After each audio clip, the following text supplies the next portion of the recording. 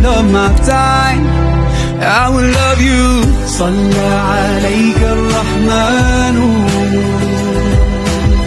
أزكى الصلاة والسلام. يا ربي ارفع مقامه دوما في كل مكان. Ya, Assalamualaikum warahmatullahi wabarakatuh. Perkenalkan, kami dari kelompok 1 PDB 98. Aku Fazani Anur. Dan aku Nur Hasana. Aku Rahmana Diasya Fitri. Aku Septiana Aulia Indira. Aku Naila Mumtazah Nasihin. Kita akan melaksanakan membuat field study agama di Masjid Pemuda Jalan Kepiting. Pemirsa, seorang pemuda tewas setelah dianiaya 5 orang pria di Masjid Agung Kota Sibolga, Sumatera Utara. Diduga pemicunya adalah malam yang tenang berubah jadi penuh dendam dan amarah. Warga terdiam, dunia maya gempar, dan semua bertanya kenapa aksi keji bisa terjadi di tempat suci.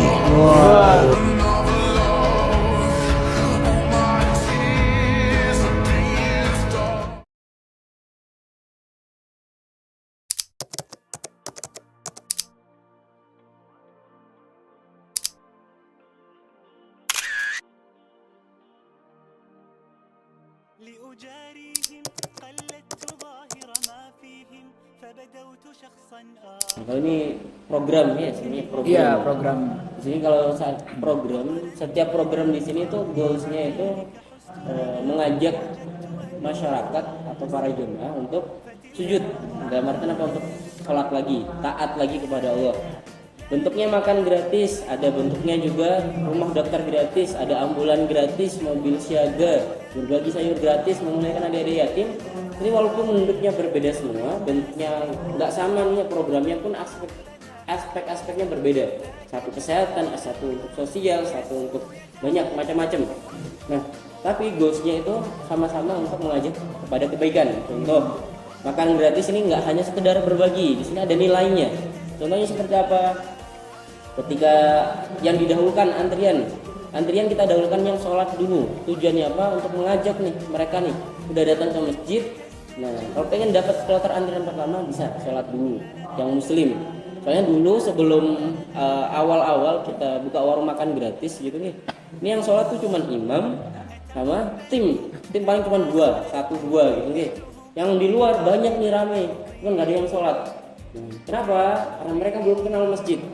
Jadi kita di sini kita kenalkan nih masjid. Masjid itu nggak hanya sebagai tempat ibadah spiritual, hanya sebagai tempat sholat, tempat ngaji.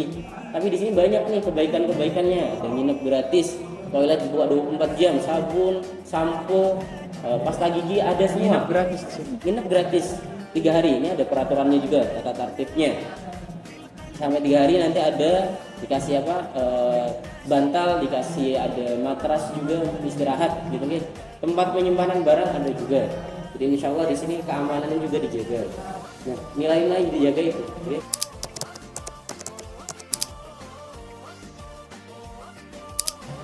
problema terbesar itu dari internal SDM. Jadi kita nggak lihat dari luar, mungkin dari tekanan dari masyarakat atau mungkin dari ada yang jamaah yang datang kok nggak bisa tertib, bukan di situ. Ini cuma bonus saja. Problem terbesar itu adalah di SDM. Maksudnya gimana? Kita sediakan program ini ibarat buah, masjid ibarat pohonnya, SDM ibarat akarnya. Programnya bagus, otomatis buahnya besar-besar, manis-manis. Pohonnya kokoh nih sudah. Cuman akarnya nggak kuat, SDM-nya apa? Nggak amanah. Apa yang terjadi roboh? Contoh pisang kalau buahnya besar-besar, akarnya nggak kuat, apa yang terjadi? Dia roboh sendiri. Sama. Jadi programnya udah dibuat sedemikian rupa, udah bagus nih. Nanti tata cara seperti ini dan seperti ini. Cuman SDM-nya nggak amanah, dikasih amanah ini nggak jalan. Nah ini jadi problem. Gimana cara membentuk SDM? Jadi SDM ini bukan dicari, tapi dibentuk. Sama seperti di perusahaan pun sama. Problem terbesar mereka apa? Di karyawan, pekerja. Mereka tuh jadi problem, kenapa? Karena banyak yang keluar masuk kerja itu, mereka gaji nih belum selesai keluar, otomatis perusahaan apa? Gonjang gitu ya, goncang. Ini ada tempat yang nggak bisa diisi nih, belum diisi nih. Gimana? Otomatis nggak jalan nih produksi dan lain-lain. Ini problem juga sama di organisasi pun sama, di masjid pun juga sama. SDM itu problem terbesar yang memang harus segera diselesaikan. Harus beres dulu nih SDM-nya, baru nanti program-program itu jalan. Cara membentuknya gimana? Kita di sini ada namanya MSQ. Kurikulumnya ya, MSQ itu apa? Masjid tempatnya, subuh waktunya, Quran kurikulumnya, ilmunya.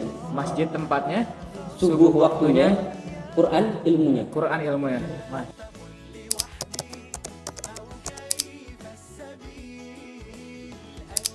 Gimana cara mereka bisa aktif berkontribusi? Ini perlu namanya pembinaan. Gimana caranya mereka kok bisa ini dibuat bangga dulu? Jadi marbot itu bangga. Jadi kadang ada mindset yang salah itu ketika daftar marbot itu bilang apa pekerjaanmu sekarang? Cuman marbot, nggak ada kebanggaan sama sekali. Kok cuman gitu ya? Ngurus agamanya Allah, menjadi pelayannya Allah. Kenapa lebih malu itu daripada menjadi pelayan nanti di istana negara? Kerja apa? Ngurus rumah istana negara nih, istananya presiden. Bangga dia, gajinya besar, bangga. Tapi ketika datang ke masjid dia nggak ada kebanggaan sama sekali. Ini kan ketika mindsetnya cuma dunia, ini yang perlu diperbaiki.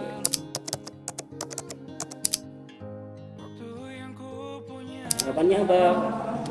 Harapan saya gitu ya. Ini dari saya pribadi, harapan saya untuk generasi muda adalah kritislah dalam melihat dunia. Kritislah dalam melihat dunia. Kadang kita itu terlalu ngikut terhadap FOMO, ilmu-ilmu yang kadang nggak jelas, kita ngikut tanpa tahu nih sumbernya dari mana. Contohnya apa? Banyak kadang kita itu ambil dari penelitian-penelitian yang kadang mungkin belum mutlak. Ilmu manusia kan bukan ilmu yang mutlak. Contoh, di Al-Quran disebutkan jelas menyusui itu selama 2 tahun. Setelah 2 tahun disapi itu diberhentikan. Tapi ada penelitian-penelitian dari orang luar itu karena nggak ada dasarnya nih, bilangnya cuma setahun, ada yang setahun setengah, ada yang 3 tahun. Dan banyak para ibu itu percaya itu tanpa tahu bahwa di Al-Quran itu ada. Di Al-Quran ada. Kenapa kok nggak pakai yang di Al-Quran? Jadi kritis salah melihat nih, ilmu ini benar nggak sih? Nggak semua ilmu yang asalnya dari penelitian itu semuanya benar. Dalam artian apa? Mungkin ada sebagian benar, banyak yang salah juga ada.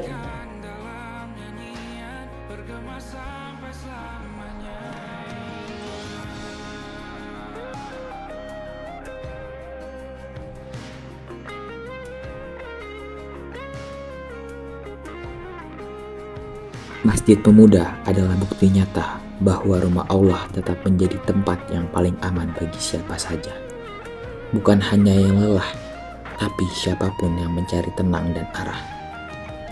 Di tengah kota yang keras, Masjid Pemuda memilih menjadi tempat bernafas. Setiap Senin sampai Sabtu, mereka menyediakan makanan untuk siapapun yang membutuhkan. Dan bagi yang tak punya tempat bermalam, pintu masjid ini tetap terbuka. Masjid Pemuda bukan sekedar bangunan, ia adalah pelukan sunyi, pengingat bahwa kebaikan masih hidup dan selalu akan ada bagi mereka yang mencarinya.